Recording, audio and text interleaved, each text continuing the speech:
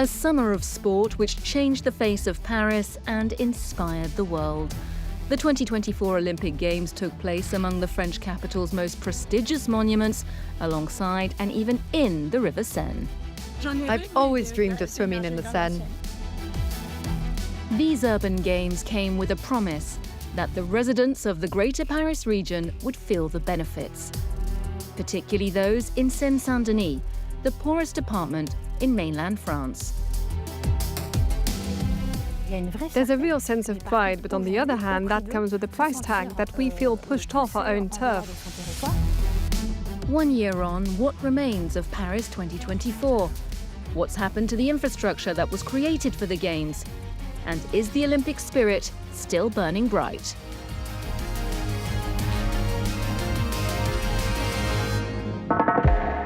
With its 4 pools, 10 lanes, seating for 5,000 people, in June, the Olympic Aquatic Centre opened its doors to the general public. It's quite something to swim where Olympic athletes have swum, and the facilities are really very good. It's really nice with this wood and the light. Built for the Games at a colossal cost of 175 million euros, France's largest swimming pool hosted the diving, synchronized swimming and water polo events in 2024.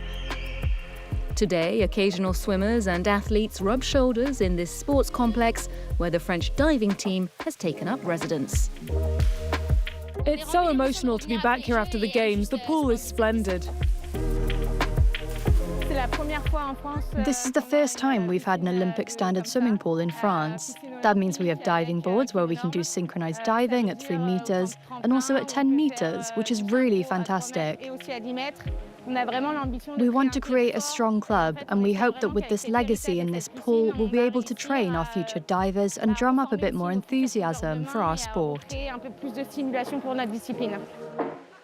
Training the divers of tomorrow, but also introducing the children of Seine-Saint-Denis to swimming.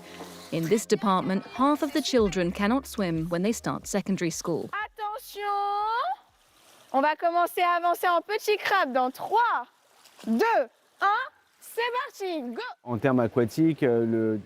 The Seine-Saint-Denis and Plaine Commune areas were lacking in aquatic facilities. Thanks to the Olympic legacy, we will have caught up in terms of access to aquatic facilities. Obviously, this is a priority, because it's unbearable to see our adults, of course, but even worse, our children, not learning to swim. It's another discriminatory factor for them.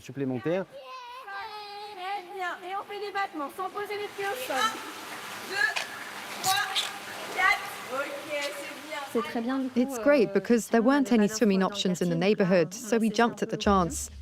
Because before it was difficult to go to the pool and he didn't always know how to handle himself in the water. But now we're learning. It's the first step, and little by little he'll get better at it. These children might be enjoying their summer swimming course, but the entry fee is still quite expensive for residents here in the poorest department of mainland France. The price will deter some families. We do have a special price for residents, but it's still not cheap. I went there twice with the girls last week, and it cost about 20 euros each time. It's really not cheap. According to Jade Lingard, a resident of Seine-Saint-Denis and a journalist at Mediapart, the profitability of the site has overshadowed the original promise to make the pool accessible to all. It's not enough to build a beautiful swimming pool for people to learn how to swim. In fact, you need teachers. Pricing and ticketing need to be accessible to everyone. So in fact, the infrastructure itself is just a very small part of what makes sport accessible. And the problem is that these Olympic Games are all about spectacular events. We're going to build a beautiful building, inaugurate it, advertise it, and then who's really going to go there? Who's really going to use it? It's not just a question of financial viability. For officials from the Greater Paris metropolitan area, the centre's part of a larger project. Our goal was not just to provide the site for this wonderful facility, but most of all to participate in the transformation of the neighborhood, the region, and the entire department. And so when you consider the Olympic Aquatic Center, the Stade de France, the Olympic Village, and the Media Village, it's this whole dynamic of urban renewal and transformation that has been accelerated by the Games. Transforming Seine-Saint-Denis notably through two new eco-neighborhoods.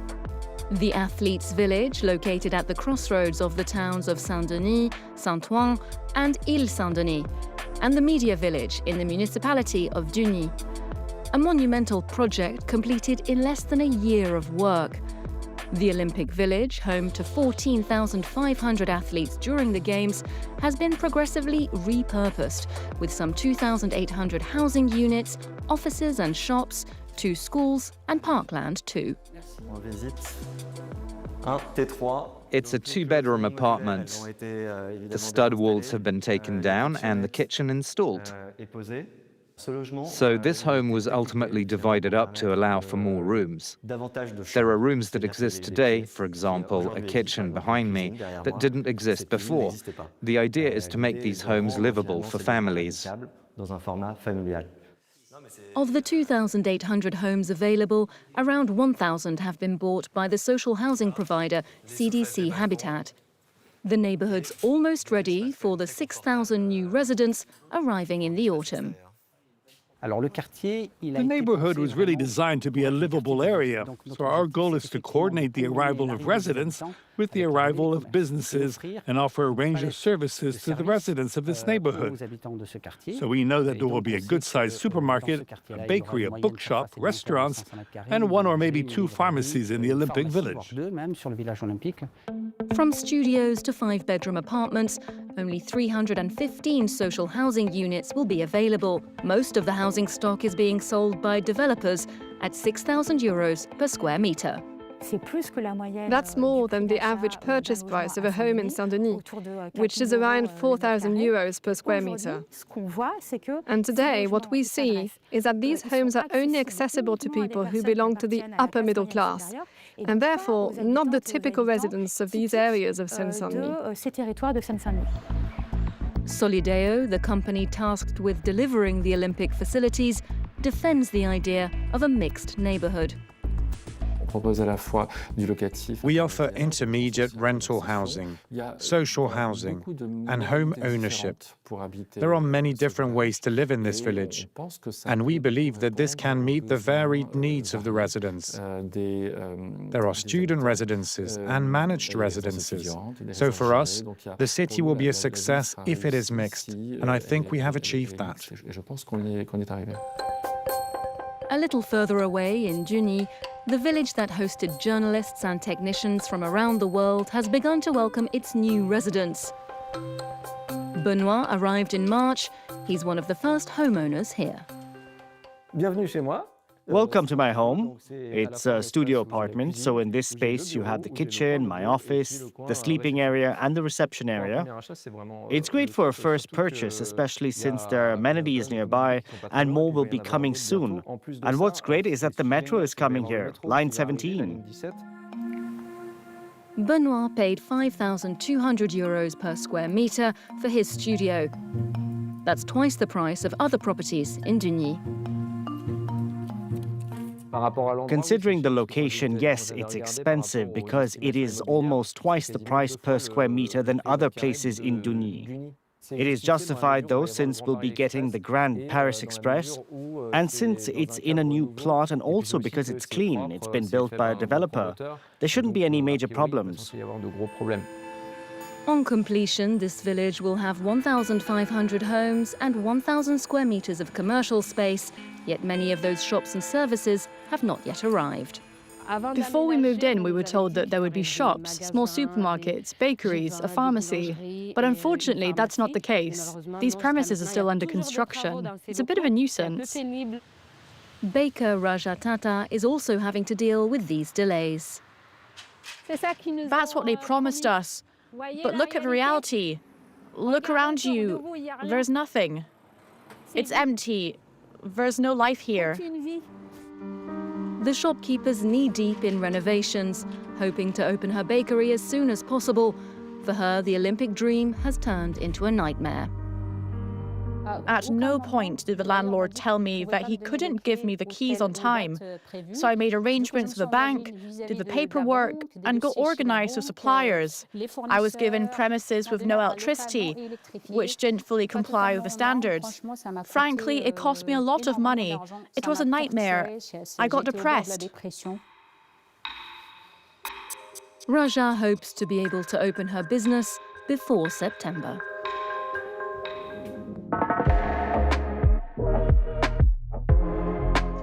Another promise of the Games, to make it possible to swim in the Seine. After a 100-year ban, 3 swimming sites opened in Paris in July. It's super warm. I've always dreamed of swimming in the Seine. So I'm happy because, given my age, it had to happen now.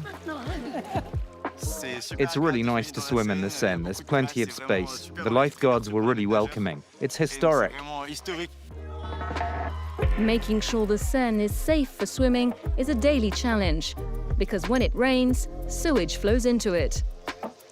Paris Town Hall has emphasized that its safety protocol is firmly respected.